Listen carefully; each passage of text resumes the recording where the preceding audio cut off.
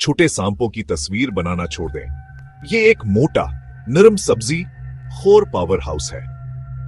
मुझे यकीन है कि आप नहीं जानते थे कि इसकी जबान एक वार्निंग और मौसम की रिपोर्ट दोनों है। ये ऑस्ट्रेलवी अंदाज में कैसे जिंदा रहता है।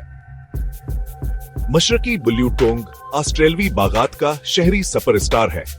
छोटा जिस्म, हमवार तराजू, वो वाज़ेह चमकीली नीली जबान जिसे ये एक छोटी नीवन साइन की तरह चमकाता है। जब इसे खतरा महसूस होता है तो ये मुना खुलता है और हंसता है।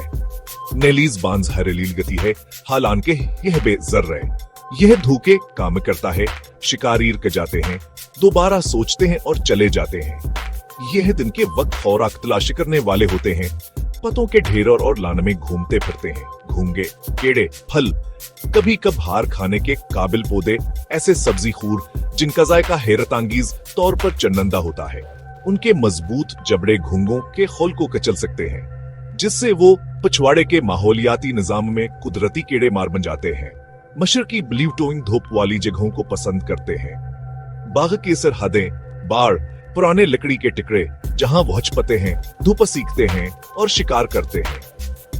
मादा जंधा बच्चे देती हैं, अंडे नहीं, और माएं कभी कभी करीब है रहती हैं, जो एक रेंगने वाले जानवर के लिए एक गैर मामूली वालदीन कॉलम से।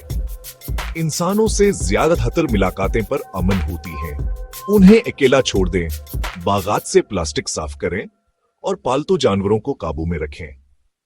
यह छपकलियां शहर में अच्छे तरह रहती हैं, लेकिन हाइशगाह का नुकसान और सड़कों पर ट्रैफिक का भी नुकसान पहुंच जाती है।